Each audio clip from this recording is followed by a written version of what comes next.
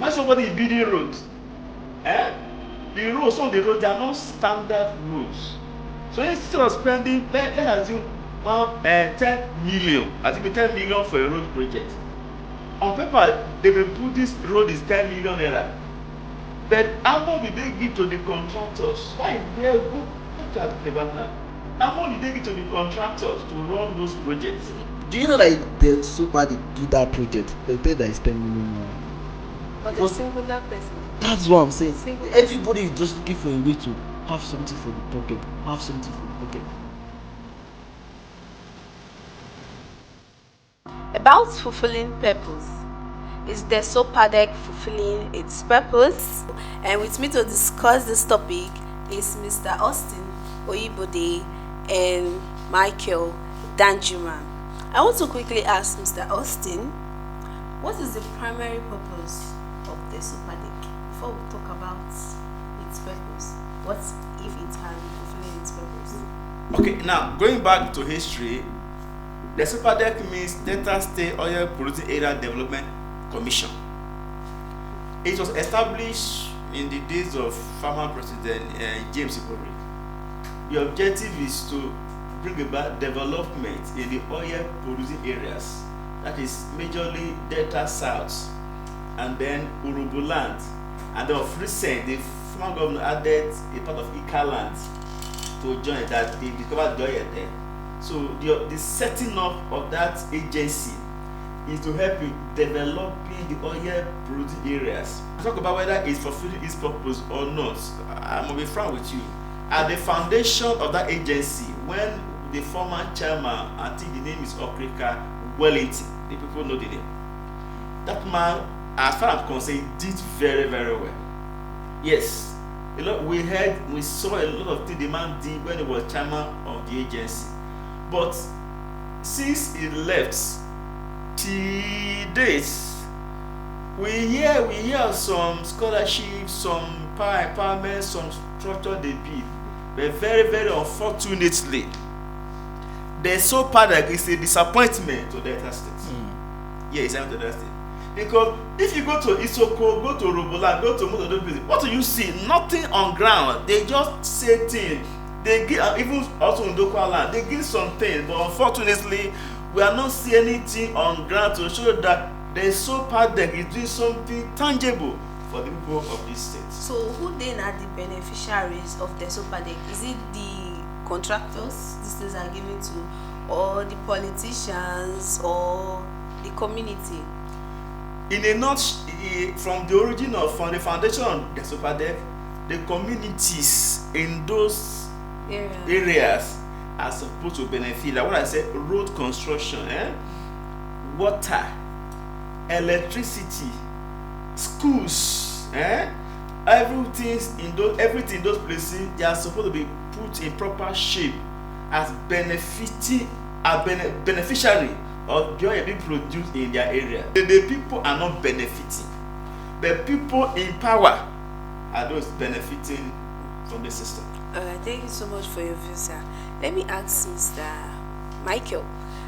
Since the DESOPADEC is not fulfilling its purpose, should it be scrapped out since it's not meeting up with its mandate?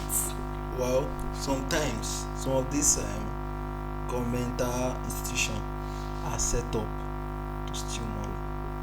That's just the truth.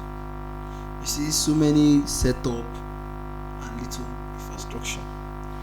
You know, we are living in a country where the politicians spend so much money to finance a financial institute that's supposed to be catering for the needs of people, and the money they use to finance the institution is so big that maybe 1/3 or probably 10% of that goes to the people, and it's so uncalled for. There are so many organizations around the state, and if the government wants to work on state and develop state, there's NDDC, there are several others. So all this set up, all this, they are just ways to siphon money, and they are not necessary. You understand? They are not necessary. So if the government wants to work, they will do the work. All these agents, and if they should still remain, they should checkmate them. Like I very well heard that he said about what he said about the previous leader. He was doing well, and now if someone is there, they should checkmate him. When they are not doing, they should call them out, because this lack of incompetence is at the detriment of someone else's life. There are lives that those hospitals would have saved. There are lives that those roads would have saved. There are lives that would have gotten better if this basic amenity and facility are available. So when these things are not available, it cause for chaos. It makes people want to shout. It makes everyone wants to wonder what is really the work of these people, because they are incompetent. The DESOPADEC is about sometimes having projects. So we see that most times these projects appear in paper, but why don't they materialize in reality? Actually, we see some of those things. We have done this, we have done this, we have done this. But sometimes when we go to see some of these things, you don't see something tangible from those things. And we know very well that in some organizations, in some corporations, when they say we are going to do this, some of them will give contractors. They will give contracts to contractors. How much should they give them to execute those projects? So some of those projects are shoddily carried out. Is there any projects that the DESOPADEC have actually, we can point out to say that this is from the DESOPADEC? No, actually there are small ones we see around. Named after the DESOPADEC. They are there. Street light and they are there. It's not that there are none, they are there. But we're after the quality of those projects. And how many are there? How many lives are those things touching in those communities? So we've been hearing repeated allegations, corruptions, and mismanagement of the DESOPADEC funds and all of that. But why is it that no single person has been held accountable for those things? You know why I laugh? Nobody will be held accountable. Why? There are bodies that monitor these institutions. So I read somewhere, somebody said that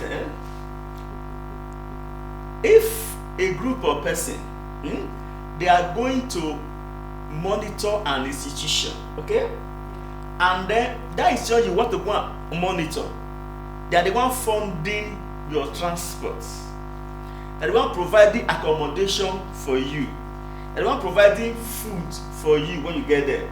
Just get me right, they are funding your maybe flights. I take care of your logistics. They take care of your logistics. Then you want to go and investigate and interrogate them. What will be the outcome of that investigation? You can get my gist clearly now.